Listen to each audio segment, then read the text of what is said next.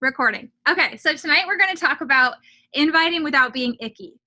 Just that little recap because I missed a little part of it. Okay, so Brooke had talked about earlier how there was a blogger. She has like a bigger following, and she made a post today about how her postpartum anxiety and depression should not be somebody else's employment.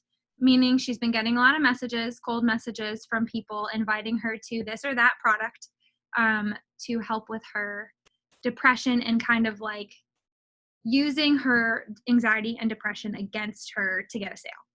And so she made a post about that. And I actually, when I first started coaching, was told that by somebody. I will say she later told me, months later, I got a message from her thanking me for not being icky. However, when I first invited her, she said she did not want to join me because what I was doing was known for preying on women who were grieving and postpartum. At the time, well, just in general, everybody here knows my story and knows that grief is a huge part of my story. If you really know my full story, you also know that Julie never invited me to coaching or anything. Like, I found her on Instagram and I asked to join these groups because I felt like it was something that I needed. So that totally goes out the window for my story anyways, as far as being preyed on. However, I got all nervous that I was going to sound icky because I was sharing my story, which was my truth and my story and my life and my testimony, and simultaneously inviting people to join me because it was something that had helped me. So I was nervous that after being told that is how I was going to come across. I was listening to, and this is all like piecemeal as far as like, this is like some things happened my first month of coaching, some things happened. This is just things I've learned over the last 15 months that all relates back to inviting without being icky.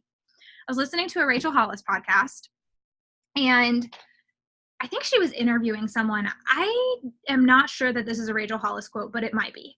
But it was just on her podcast, and she was talking about how to deal with negative responses, because anybody with any kind of Instagram following is going to have negative Nancy's following them, because it doesn't matter how big your following is. If you are sharing something that is an opinion, you're going to hear about it. You could have 600 followers. I guarantee if you shared something controversial, someone would speak up about it. That's just life.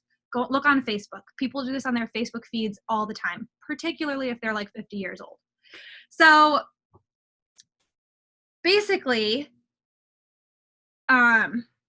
she was talking about how to handle negative comments, because if it hasn't happened to you yet, it is going to happen to you, because you're sharing things in your daily life, and literally everything is a controversy nowadays. So, and some things are legitimate, but some things are like, why do we need to fight about that? So you're going to have someone say something negative to you.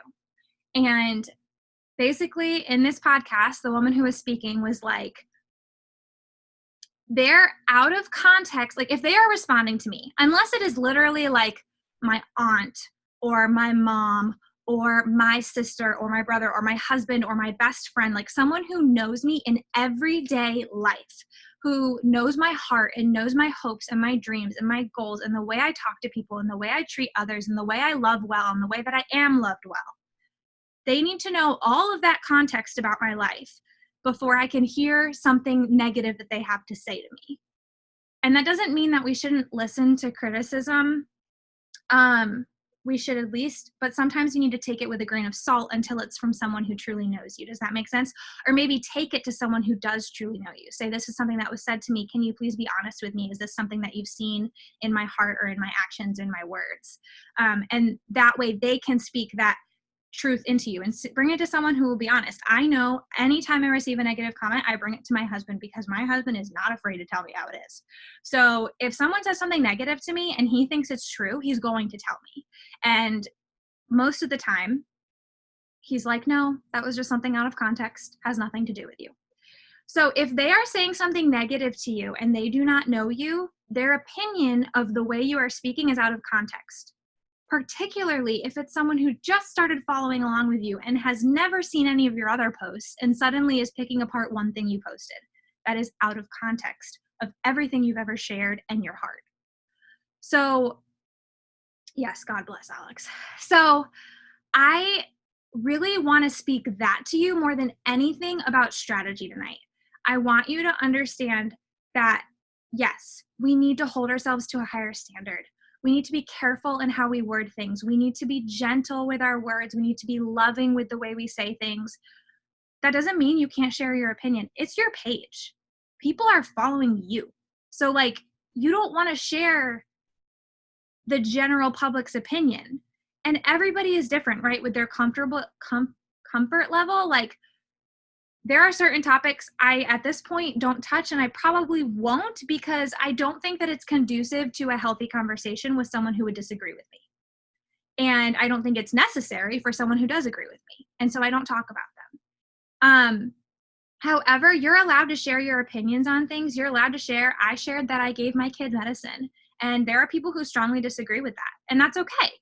And so there are certain things that you can share about that because they're a part of your life, and you're just, the whole point of this is to make your followers feel like your friends. You want them to feel like your friends. You want to feel like they're your friends. I have so many Insta friends that I'm like, I wish we lived closer because I would genuinely hang out with you on a weekly basis. So that is the main point that I want to say before we even go further with inviting. I need you all to understand that negative things will come up. You are going to read articles. You are going to read, I just read something by the Huffington Post, and it was about MLMs.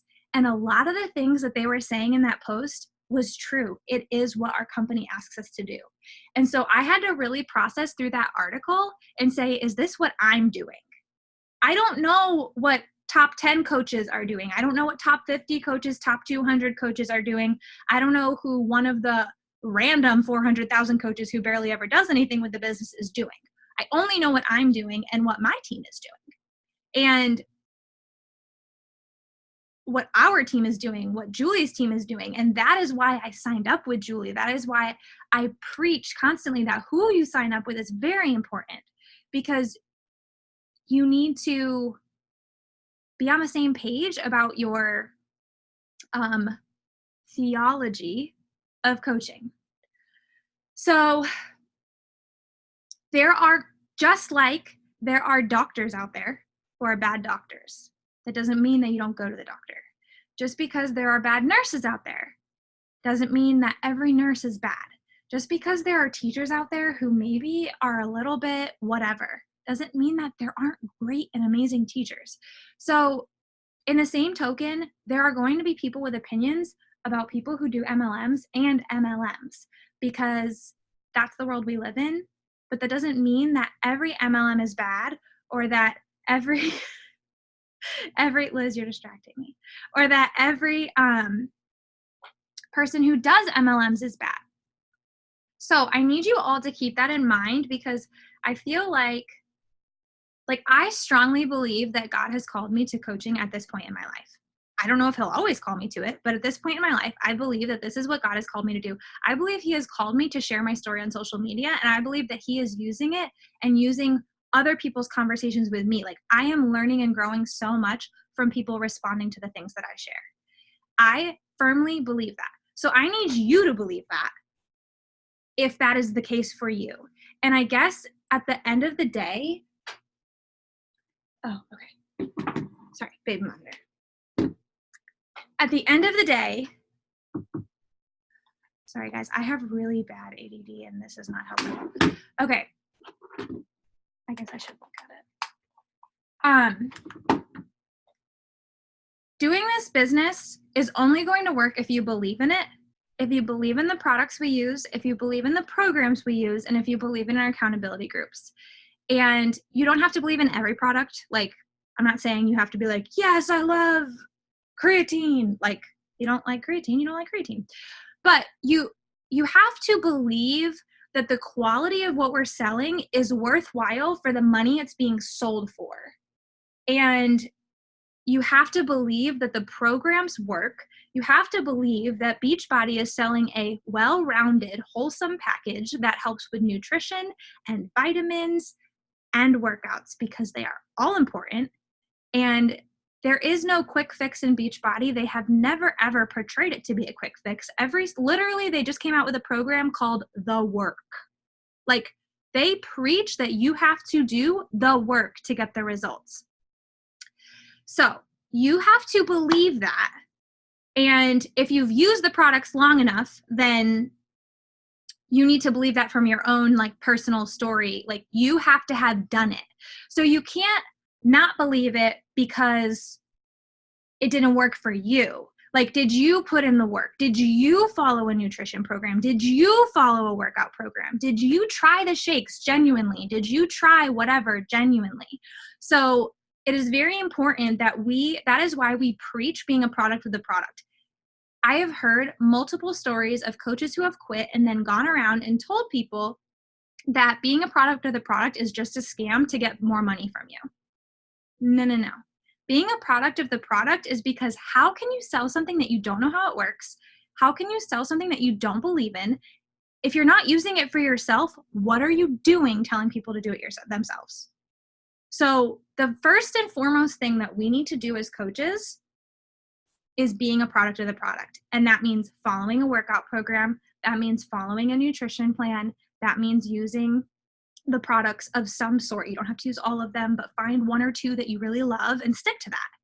And I'm not going to say that like there are ebbs and flows in life. There are going to be times where maybe you miss a workout or you're falling, nutrition isn't superb, but you're at least paying attention to it. But like there needs to be solid times in your business where you have strictly followed programs and nutrition to your opinion of the word strict, but you have done it so that you can see what the results are.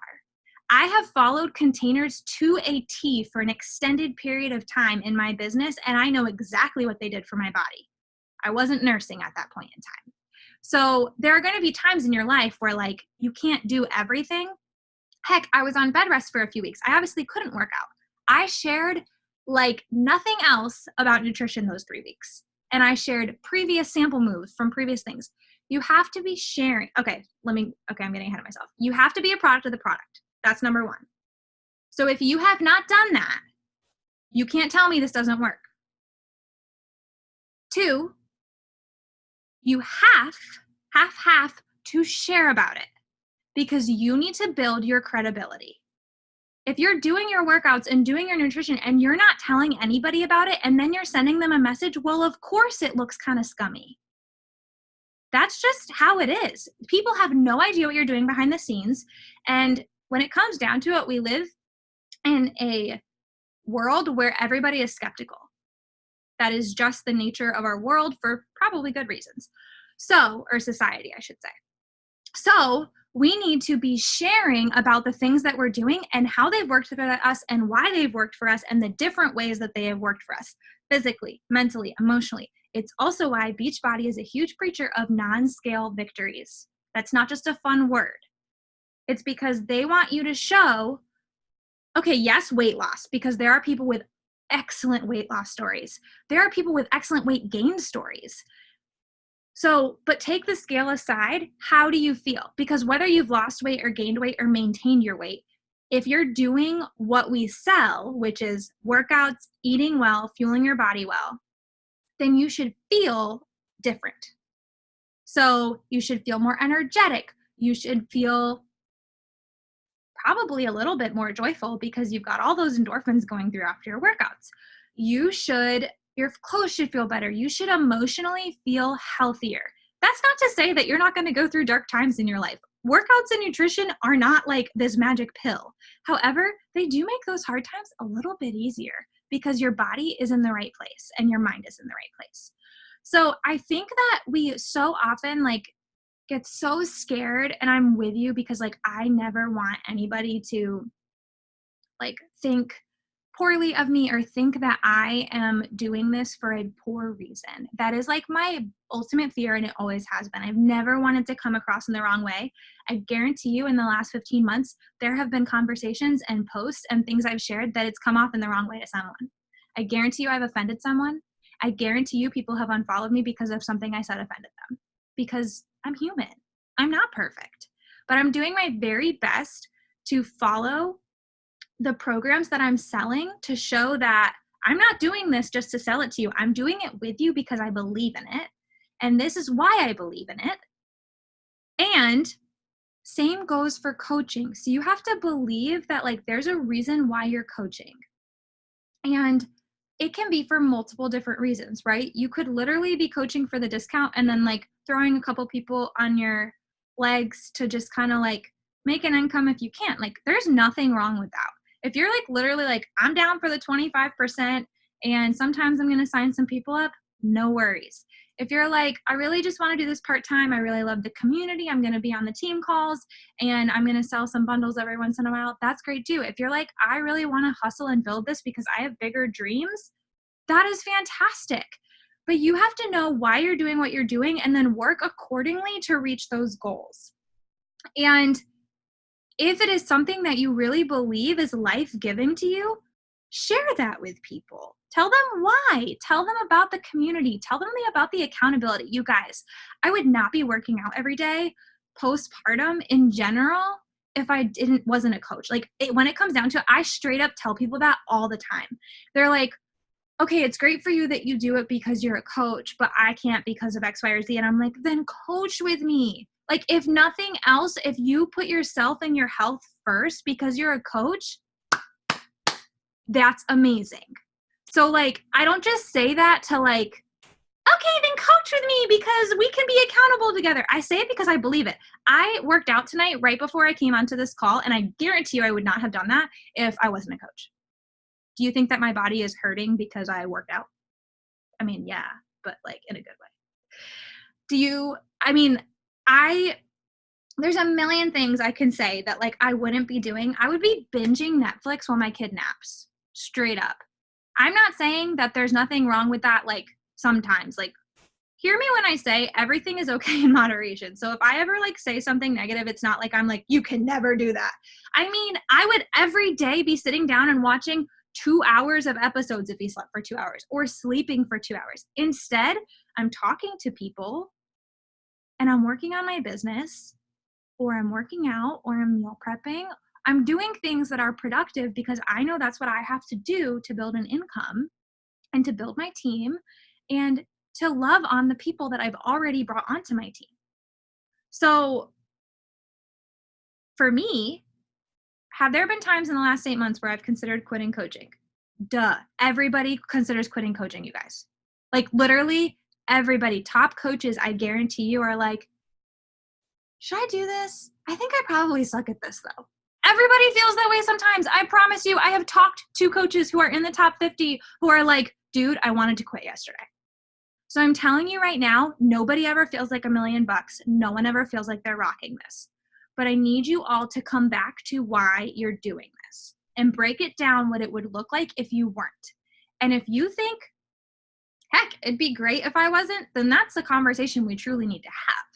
But if you're like, no, like I am seeing these results and these things and I'm so thankful for this, share that with people. Because at the end of the day, if you don't believe what we're doing, you're not going to be able to invite in a way that isn't icky. Because if I was eating a recipe that I hated and trying to sell that to people, you would know it all over my face.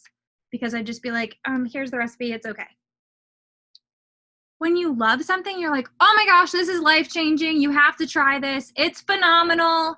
And that's how I feel about what we do. It's genuinely how I feel.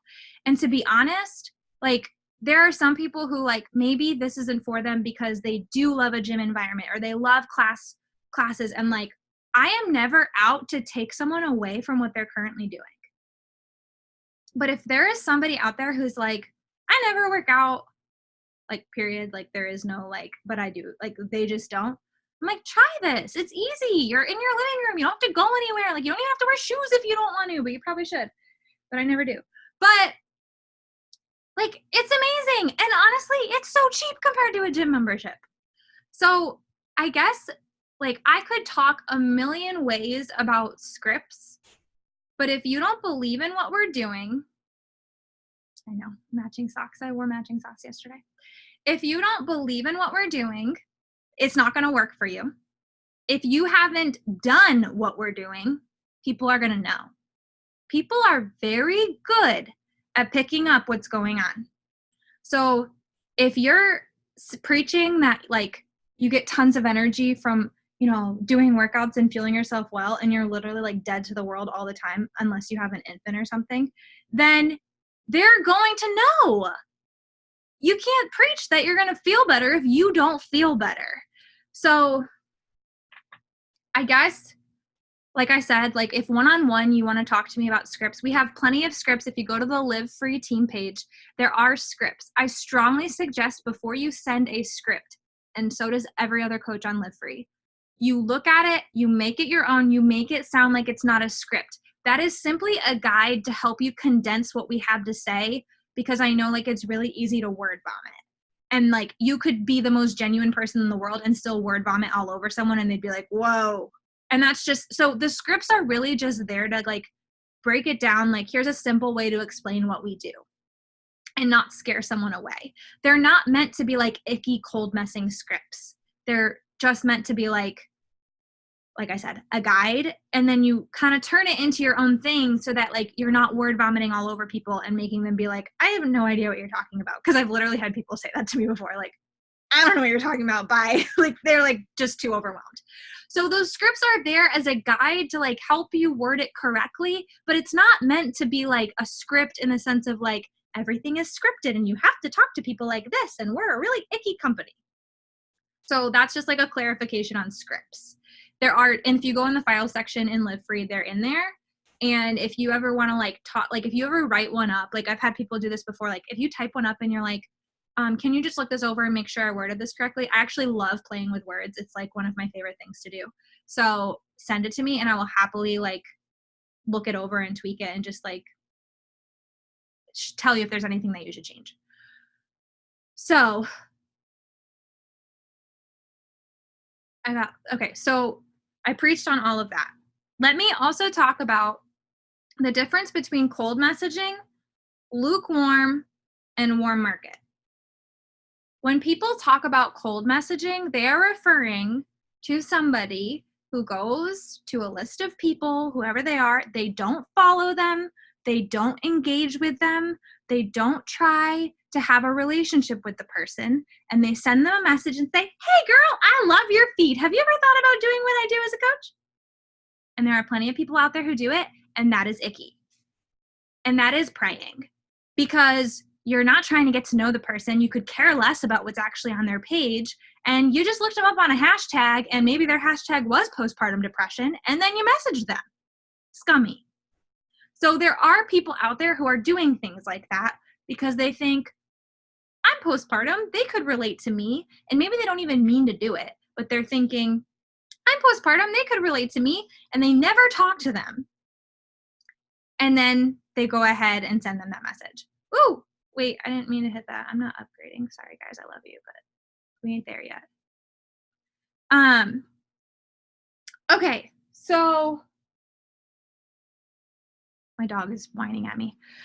Okay, so that is cold messaging. Cold messaging means you are not connecting with them. Now, I have people who follow me and I don't follow them back. And they follow me for a significant period of time, and I will send them a message and invite them because they literally watch every single story of mine and like all of my posts, which means they know exactly what I'm doing. And I am this is why it is so important to share.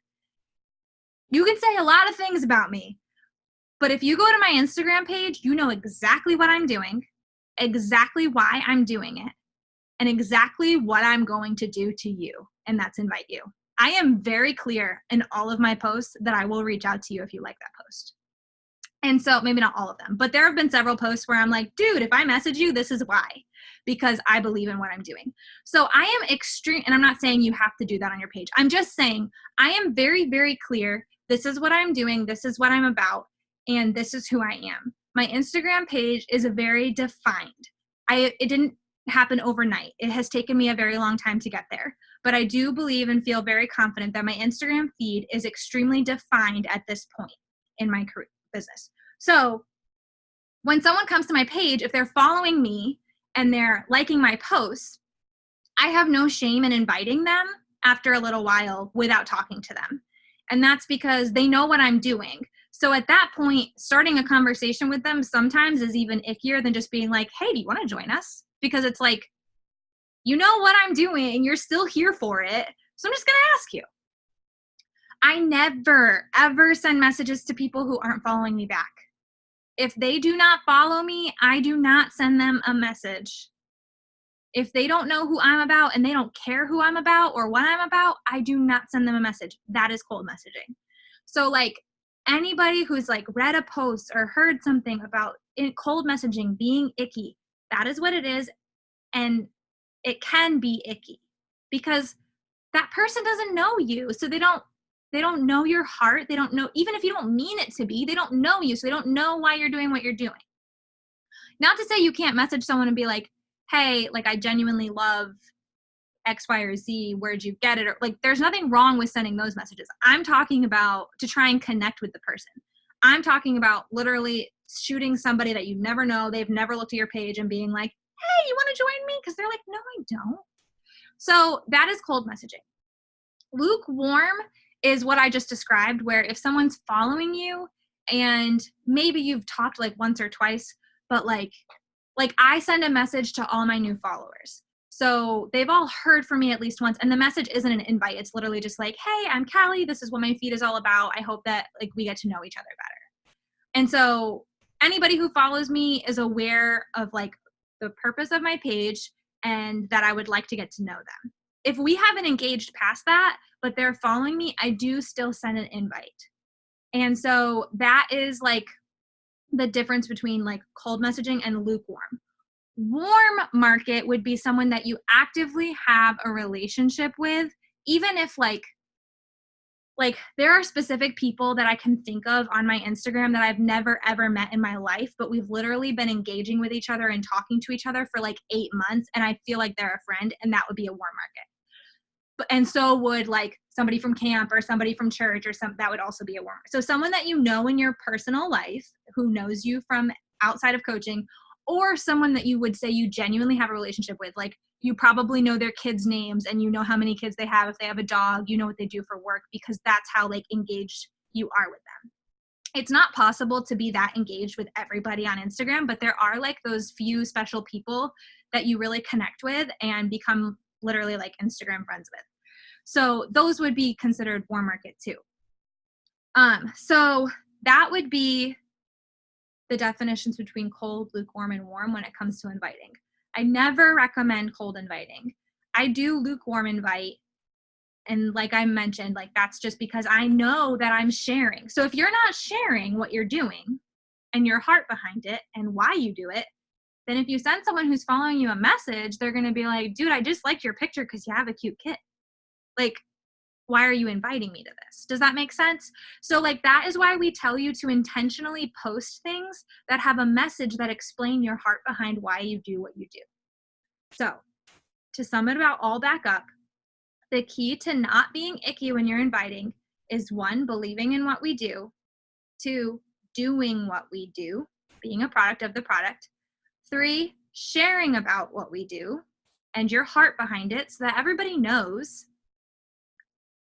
There's always going to be someone who's going to be negative, but generally speaking, I'm pretty sure that if I talk to like 80% of my following who actually follow, and like I want to say 90 of who actually follow along with me, like actually see my stories and actually read my posts, I would say 90 to 95% of people believe that I genuinely mean what I say. There's always going to be that small portion that's like, ugh, whatever. It's okay. They're not my people. It's okay if they don't love me. I'll only cry about it for like a week. So 3 would be, okay, so believe in what you're doing, product of the product, share what you're doing, and be very conscious of the way you send a message and who you send a message to. Did I miss one, Noelle? Oh, number 2. You didn't hear number 2? You can unmute yourself. You said you'd cry for a week long, so I was saying #2, like Enneagram 2. Oh, yes. It's so true. I'm like all talk right here. Like I really do take things to heart. Um